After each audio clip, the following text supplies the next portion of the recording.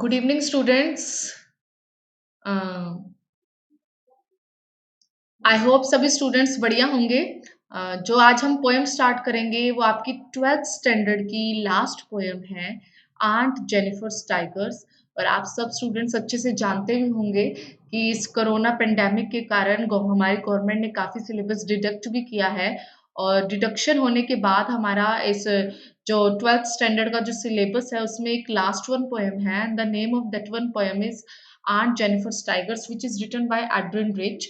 as you all seen on your screen as well, जो name है poem का वो है एड्रिन रिच। ओके, सबसे पहले पोएम को स्टार्ट करने से पहले मैं इसके टाइटल को ही बताना चाहूंगी कि इसका जो टाइटल है वो किस चीज को सिग्निफाई करता है। आप जब स्टूडेंट्स ने ये जो टाइटल पढ़ा भी, या जैसे आप सब स्टूडेंट्स स्क्रीन पर देख भी रहे हैं, तो स्क्रीन पर अच्छे से ये चीज क्लियर हो रही है कि इसके अंदर एक आंट है। और name of that one aunt is Jennifer's. And Jennifer's के टाइगर्स की बात हो रही है कि उन्होंने कुछ टाइगर्स का जिक्र किया है। इट मीन्स क्या है कि आंट जेनिफर्स का कुछ रिलेशन मेंशन किया है टाइगर के साथ। मेनली जो इस पोएम के अंदर हम पढ़ेंगे उसके अंदर क्या है कि आंट जेनिफर्स की लाइफ के बारे में बताया जाएगा through the picture of tiger. Okay, दोबारा से सुन लीजिए। इस पोएम के अंदर लाइफ ऑफ जो आंट जेनिफर की जो लाइफ है, जेनिफर की जो लाइफ है उसकी लाइफ को बताया जाएगा टाइगर की पिक्चर के through, through the image of tiger, through the image of tiger. Okay, अब स्टार्टिंग करने से पहले सबसे पहले हम एड्रिन रिच के बारे में बताते हैं, उसके बाद इसका जो इंट्रोडक्शन है इस पोएम का वो बताऊंगी मैं आप सब स्टूडेंट्स को। और इतना ध्यान रखना स्टूडेंट्स, जब भी अब तो जैसे लॉन्ग क्वेश्चन पोएम का नहीं आएगा भी, जो न्यू सिलेबस के अकॉर्डिंग जो पैटर्न भी आया है आपका एग्जाम पैटर्न, उसके अकॉर्डिंग ये रहेगा कि आपके शॉर्ट क्वेश्चंस आएंगे प्लस स्टेंजर्स आएंगे पोएम के, वो भी मल्टीपल चॉइस क्वेश्चन के साथ। ओके, अदरवाइज जब भी अगर पोएम का लॉन्ग क्वेश्चन आता है ना, it should be start with the poets introduction. Okay, poet की इंट्रोडक्शन से ही हमें स्टार्ट करना चाहिए। तो जैसे कि आप देख भी रहे हो, एड्रिन रिच के लिए ये कहा गया कि जो वो was born in Baltimore Maryland USA, she is widely known for her involvement. उन्होंने अपनी सहभागिता दी थी इन कंटेम्प्ररी वुमेन्स मूवमेंट। मूवमेंट होता है आंदोलन, कि औरतों से रिलेटेड जितने भी आंदोलन हुए ना उस दौरान वो उन्होंने मेन अपनी थीम बनाई। ठीक है, सेकेंडली इसके अंदर जो मेन पॉइंट है आपको समझना है वो ये है कि इस पोएम के अंदर क्या मेंशन किया जा रहा है, इंट्रोडक्शन क्या है। तो आप देखिए, the poem aunt Jennifer's tigers addresses the constraints. Constraints होता है एक तरह से बंदिशें हैं, रुकावट है, हर्डल्स हैं किसकी, ऑफ मैरिड लाइफ, शादीशुदा जिंदगी के, जो एक वुमेन एक्सपीरियंस करती है, एक औरत अपनी जिंदगी में एज अ मैरिड वुमेन जो एक्सपीरियंस करती है, अनुभव करती है, उन सबको इस पोएम के अंदर हाईलाइट किया गया है। आई होप आपको समझ में आ रहा होगा। आपको मैं फिर भी एक बार दोबारा बता देती हूँ कि इस पोएम के अंदर जो है ना बताया क्या गया है। It tells about a life of a married women, tells about life of a married women. एक शादीशुदा जिंदगी के बारे में, औरत के बारे में बताया जाएगा जिसने बड़े ही अनप्लीजेंट एक्सपीरियंसेस लिए हैं। The married women who experienced unpleasant moments। Okay, तो जो मेन हाईलाइट पॉइंट है इसके अंदर वो मैंने आप सब स्टूडेंट के लिए स्क्रीन पर ही मेंशन कर दिया है कि इस पोएम के अंदर पहले तो क्या चीज है, जो जैसे कि खुद एड्रिन रिच भी बता रही है कि क्या कि जो पोएम है आंट जेनिफर्स टाइगर्स वो किस चीज की तरफ एड्रेस कर रहा है, the constants of married life a women experiences, कि एक औरत जो अनुभव करती है शादीशुदा जिंदगी के कॉन्स्टेंट्स, मतलब प्रॉब्लम्स है, रुकावट है, हर्डल्स को ले सकते हैं, बंदिशों को ले सकते हो आप यहाँ पर।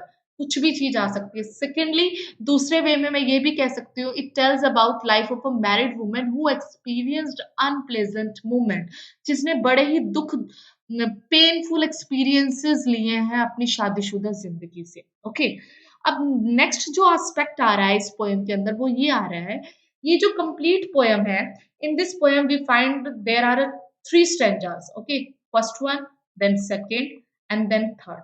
अब इनमें तीनों में ही डिफरेंट डिफरेंट मतलब पॉइंट लिया है इन्होंने, सेंटर पॉइंट लिया है। वो है क्या?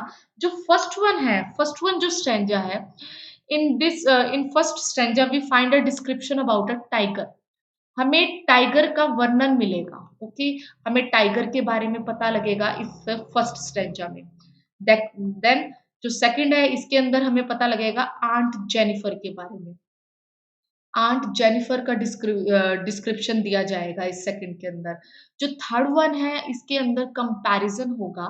कंपैरिजन किसमें? दो के बारे में बताया मैंने इसमें आपको, टाइगर और आंट जेनिफर में, between tiger and aunt Jennifer. Okay, अब आई होप आपको बैकग्राउंड क्लियर हो गया होगा काफी हद तक। हम पोएम स्टार्ट कर रहे हैं। फर्स्ट वन जो स्टैंजा है वो स्टार्ट हो रहा है, आंट जेनिफर्स टाइगर्स। इस जब अपोस्ट्रोफी आ गया ना, तो इसका मतलब है या तो का या के या की, तीनों में से किसी को भी ले सकते हैं। आंट जेनिफर के बाग टाइगर्स, प्रेंस। प्रेंस का मतलब होता है जंपिंग करना। प्रेंस का मतलब क्या होता है? जंपिंग भी कह सकती हूँ, या इसको मैं इस तरीके भी कह सकती हूँ कि तेजी से भागना, फुल ऑफ एनर्जी। तो कुछ भी ले सकते हो। जब भी हम जंप करेंगे तो ऑटोमेटिकल है ना, कि अगर हम फुल ऑफ एनर्जी है तभी हम जंपिंग कर सकते हैं, otherwise it is not possible. तो आप कह सकते हो मूविंग एनर्जेटिकली। ओके, आप ये भी ले सकते हो यहाँ पर ये बात, मूविंग एनर्जेटिकली।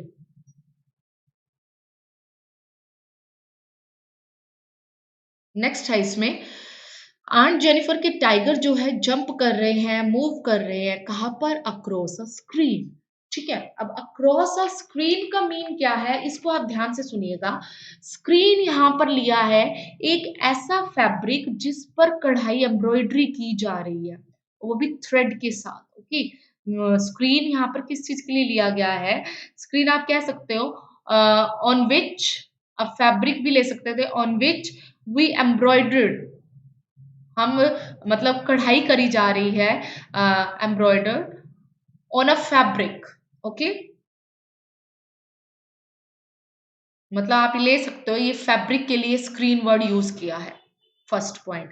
तो दोबारा से सुनिए, फर्स्ट लाइन क्या आ रही है, इसमें ये कहा गया है कि आंट जेनिफर की जो बाग है ना, जो आंट जेनिफर ने जो बनाए हैं, किस पर बनाए हैं? उस कपड़े पर, उस क्लॉथ के पीस पर, उस फैब्रिक पर, with the help of thread और अ वूल, धागे या ऊन के धागे से जो उसने बनाए हैं। They are showing in such a way that they are moving energetically और जंपिंग। ओके, वो टाइगर्स जो है मूव कर रहे हैं, जंपिंग कर रहे हैं, वो भी full of energy. Second line, अब टाइगर का ही वर्णन किया जा रहा है, टाइगर का डिस्क्रिप्शन कर रहे हैं, तो सेकेंड लाइन में क्या आया कि टाइगर कैसे लगते हैं? Bright, full of shine. Bright का मतलब है फुल ऑफ शाइन। जो इजी है उनका मीनिंग मैं नहीं, मतलब आप ध्यान से सुनिएगा। ब्राइट मतलब फुल ऑफ शाइन। टोपैज, अब टोपैज का मीनिंग क्या होता है? टोपैज एक जो है ना, एक स्टोन के लिए यूज किया जाता है। अब जब मैंने ब्राइट टोपैज लिया तो that means shining stone. Okay, that means क्या है? Shining stone with yellow colour. तो मैं इकट्ठा लिख रही हूँ, ब्राइट टोपैज का मीनिंग क्या आएगा? ब्राइट टोपैज का मीनिंग है shining stone, stone with yellow colour, with yellow colour. Okay, I hope आपको समझ में आ रहा होगा सब स्टूडेंट्स को। नेक्स्ट वर्ड आता है डेनिजन्स। डेनिजन्स वर्ड यूज करते हैं हम नागरिक, निवासी, नेटिव के लिए। तो डेनिजन का मीनिंग होता है, मैं यहाँ पर मेंशन कर रही हूँ, डेनिजन का मीनिंग होता है एक तरह से सिटीजन, नेटिव, इनहैबिटेंट। ये सारे के सारे सिनोनिम्स हैं। सिटीजन ले सकते हैं, नेटिव ले सकते हो, इनहैबिटेंट ले सकते हो, या हम साधारण भाषा में कहेंगे डेनिजन का मतलब है निवासी। तो जो ये टाइगर है, कहाँ के निवासी हैं, कहाँ के रहने वाले हैं? Of a world of green, that means of a forest, forest के ही है, फॉरेस्ट के जंगल, फॉरेस्ट में ही रहते हैं ये टाइगर। नेक्स्ट थर्ड लाइन आ रही है, टाइगर क्या करते हैं, they do not fear, fear का मतलब होता है डरना, वो नहीं डरते, द मैन उन इंसानों से, वो ह्यूमन बीइंग से जो बीनीथ द ट्री, जो पेड़ के नीचे बैठे हैं, बीनीथ का मतलब होता है नीचे, वो उनसे नहीं डरते जो पेड़ के नीचे बैठे हैं। पहली बात यहाँ पर पॉइंट ये आएगा। फोर्थ लाइन आ रही है, दे पेस, पेस का मतलब होता है मूव, जल्दी से मतलब पेस का एग्जैक्ट मीनिंग होता है, पेस को हम हिंदी में कहते हैं चाल। और अगर मैं तेजी से मूव करना है, मीन्स टू से तेजी से जाना कहीं पर, तेजी से मूव करना, move. They pace in sleek, अब हर एक वर्ड को समझना। स्लीक का मतलब होता है स्मूथ और एलिगेंट, स्लीक का मतलब क्या होता है, भी वो कैसे मूव करते हैं, बड़े ही एलिगेंट तरीके से, फुल ऑफ मैनर से, पूरे ही शान से वो बढ़ते हैं आगे। एंड शिवलरिक, शिवलरिक का मतलब होता है ब्रेव, जैसे राजा महाराजा लोग आगे बढ़ते हैं ना, उसी तरीके से वो भी जाते हैं, शिवलरिक। ओके, शिवलरिक का मतलब होता है ब्रेव। सर्टेनिटी का मीनिंग भी आता है कॉन्फिडेंटली, सर्टेनिटी का मीनिंग आता है कॉन्फिडेंटली। तो आई होप आपको हर एक का मैंने मीनिंग बता दिया है, इनको मैं अब कंबाइन कर रही हूँ इन लाइंस को। सर्टेनिटी का मीन्स है कॉन्फिडेंटली, कॉन्फिडेंस के साथ।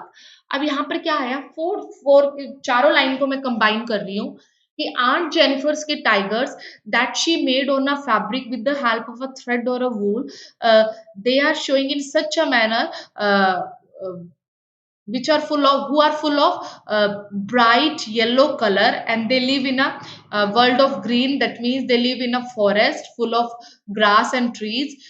Then tigers are not afraid from a human beings, and that one human beings who are sitting near, who are sitting under a tree. Even then these tigers move in a very elegant or a proud manner, and in a very very brave manner, and with a lots of confidence as well। इतना confidence है उनके साथ, उनके पास, कि वो बड़े ही अभिमान, गर्व, शान के साथ वो आगे बढ़ते हैं। ओके, सेकंड स्ट्रेंजा में स्टार्ट कर रही हूँ। सेकंड स्ट्रेंजा में आंट जेनिफर के बारे में हमें पता लगेगा कि अब आंट जेनिफर का डिस्क्रिप्शन के बारे में हम जानेंगे। क्या, आंट जेनिफर्स फिंगर्स, अब इसमें किसके बारे में बताया गया है, आंट जेनिफर्स की उंगलियों के बारे में बताया गया है कि आंट जेनिफर्स की जो फिंगर्स है ना, दे आर कंटिन्यूसली फ्लटरिंग। यहाँ पर क्या आ रहा है, फ्लटरिंग। फ्लटरिंग का मीन होता है कांपना, कि जो आंट जेनिफर्स की जो हाथ है ना, उंगलियां जो है वो कांप रही है, कांपती है। क्या, कब कांपती है, थ्रू हर वूल, वूल किसके लिए यूज किया गया है, थ्रेड के लिए, ऊन के लिए, धागे के लिए यूज किया गया है, कि जब वो थ्रेड पकड़ती है, धागा लेती है, तो उस दौरान उसके हाथ कांप रहे हैं। और फिर क्या होता है, फाइंड इवन दा, और यहाँ तक कि हम ये भी पाते हैं कि जब वो आइवरी नीडल पकड़ती है, आइवरी का मीन क्या होता है, इसको आप ध्यान से सुनिएगा। आइवरी का मतलब होता है वो सारी चीजें जो एलिफेंट के टीथ से बनती है, या उसकी सूंड से बनती है, ट्रंक से बनता है, मीन्स टू से। दोबारा से सुन लीजिए, मैं यहाँ पे लिख भी देती हूँ आइवरी का मीनिंग। आइवरी का मीनिंग, आइवरी का एग्जैक्ट मीनिंग हमें होगा, मिलेगा, things made of elephants teeth, things made of elephants, elephants teeth and trunk, सूंड से। ओके, आई होप आपको क्लियर हो रहा होगा। तो यहाँ पर ये कहा गया है कि हम ये भी पाते हैं, even the Ivory needle, needle होता है सुई, कि वो सुई जो हाथी के दांत से बनी हुई है, it is, we find that it is very difficult for her to pull it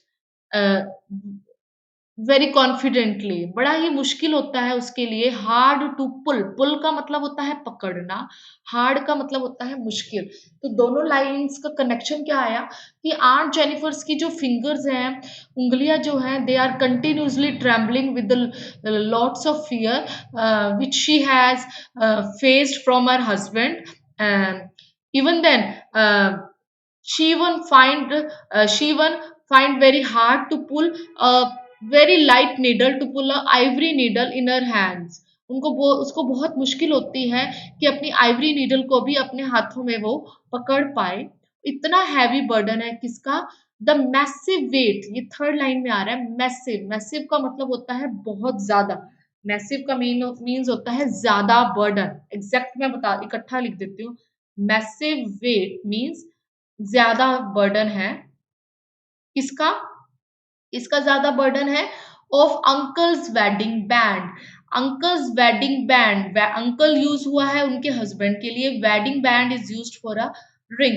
कि जो रिंग पहनाई गई ना, उससे इतनी ज्यादा रिस्पॉन्सिबिलिटीज आ गई, इतना बर्डन आ गया उसकी ड्यूटीज, उस पर ड्यूटीज का, कि उसको ऐसे लगता है कि जो रिंग है वो बंधी हुई है। उस रिंग के जरिए वो अपने आप को बंधा हुआ महसूस करती है।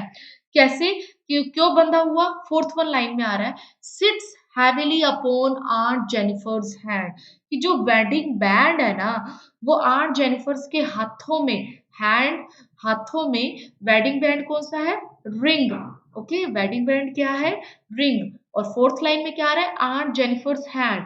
कि आंट जेनिफर्स के हैंड में जो फिंगर्स है, उनमें जो रिंग पहनाई गई, उनका इतना ज्यादा मैसिव वेट है। And they are sits heavily. Sits heavily का मतलब वो बहुत ज्यादा ज्यादा बर्डन दे रहे हैं, बहुत ज्यादा उसको प्रेशराइज कर रहे हैं, ग्रेट बर्डन है। तो चाहे मैसिव वेट हो, चाहे सिट्स हैवीली हो, इन दोनों का ही मतलब आ रहा है great burden, great weight. Okay, great burden. Sits heavily का मतलब ग्रेट बर्डन।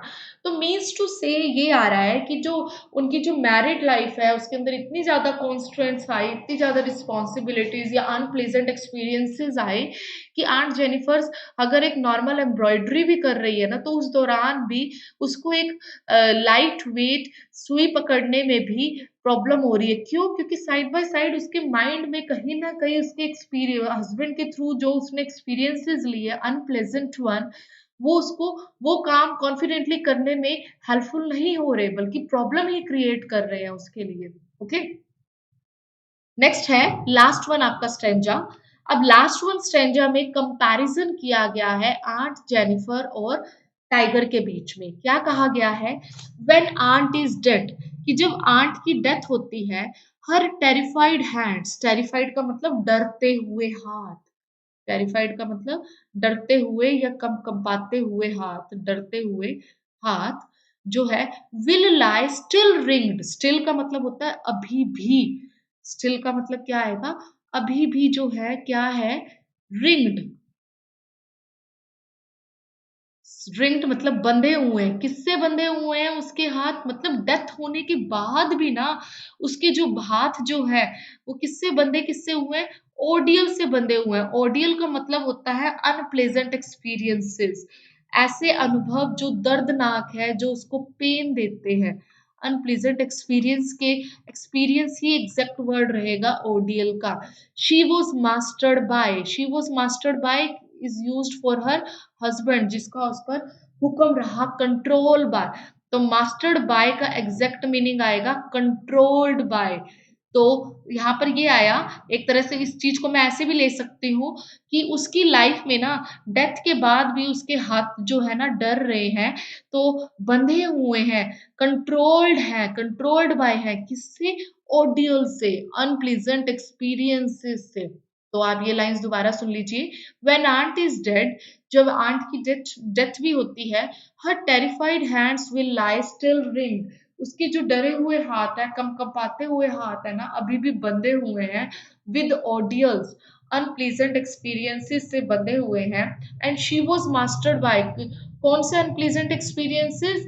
किस तरीके की? शी वॉज मास्टर्ड बाय, जिनका उन पर कंट्रोल रहा, और उनके हस्बैंड का उन पर बहुत ज्यादा कंट्रोल रहा। थर्ड लाइन है, कंपैरिजन है ना, तो फर्स्ट टू लाइन में तो आर्ट जेनिफर के बारे में बताया गया, और थर्ड लाइन में आ रहा है द बट जो टाइगर्स हैं, टाइगर्स कैसे दिखते हैं? The tigers in the panel. Panel मतलब वही स्क्रीन। पैनल भी किसके लिए यूज किया गया? स्क्रीन, फैब्रिक के लिए। पर जो टाइगर है, वो स्क्रीन पर या फैब्रिक पर कैसे लग रहे हैं? दैट शी मेड, जो उसने बनाया, विल गो ऑन prancing, वो जंपिंग ही करते जा रहे हैं, और वो भी कैसे, in a very proud and unafraid manner, बड़े ही अभिमान, गर्व, शान और बिना किसी डरे डर के। एक्चुअल में इस पोएम के अंदर अगर मैं आपको बहुत थोड़े वर्ड्स में इसका बताऊं ना, समराइज करना चाहूँ तो मैं यही करूँगी कि आंट जेनिफर ने ना सिंबलाइज्ड किया है। मैं यहाँ पे लिख भी देती हूँ आपको, ताकि ये काफ़ी हेल्पफुल होगा ये आपके लिए। Aunt Jennifer's symbolized Jennifer's symbolized tiger as a as as her ideal, अपने आदर्श के रूप में सिंबलाइज किया है। क्यों आदर्श के रूप में किया है? क्योंकि जो टाइगर है, वो टाइगर किसका सिंबल है? फ्रीडम का। ओके, टाइगर है, फ्रीडम का सिंबल है, आजादी का है, ताकत का भी सिंबल है, एक तरह से स्ट्रेंथ, पावर, पावर का सिंबल है टाइगर, प्लस फियरलेसनेस का भी है, डर नहीं है उसमें किसी चीज का। और वही अगर मैं दूसरी तरफ देखूं तो आंट जेनिफर्स तो बहुत ज्यादा डरी हुई है, सहमी हुई है, ना उसमें ताकत है, ना उसको आजादी है। And only for this one reason she wants she wants to like a tiger. Okay, इसलिए वो चाहती है कि वो उसकी तरह, टाइगर की तरह शान से, अभिमान से, गर्व के साथ, प्राउडली, अनअफ्रेडली जो है वहां चले, अपनी लाइफ को एक्सपीरियंसेस करे। क्योंकि उसके हस्बैंड का प्रेशर इतना ज्यादा था कि वो अपनी डेथ के बाद भी वो महसूस कर रही है, उसकी सोल जो है उस चीज को महसूस कर रही है, आत्मा को महसूस कर रही है। तो कहीं ना कहीं आंट जेनिफर को ना इस चीज का रिग्रेशन है कि अपनी लाइफ में तो मैंने अपने हस्बैंड के प्रेशर को कहीं ना कहीं बियर किया ही किया, इवन देन डेथ के बाद भी मुझे वो प्रेशर महसूस हुआ। तभी वो कहती है कि मैं टाइगर को अपनी लाइफ में एक आइडल की तरह रखना चाहती हूँ, ताकि मैं भी बड़े ही कॉन्फिडेंटली, प्राउडली और अनअफ्रेडली मैनर से अपनी जिंदगी जी सकूं। आई होप इस तरीके से आपकी ये पोएम फिनिश हो रही है, एंड आई होप सब स्टूडेंट्स को ये अच्छे से ये क्लियर हो गई होगी। अगर फिर भी कोई क्वेरीज रहती है आप सब तो मुझे आप क्वेरीज मुझसे ले सकते हैं, अपने डाउट्स क्लियर कर सकते हैं। Okay students, thank you very much.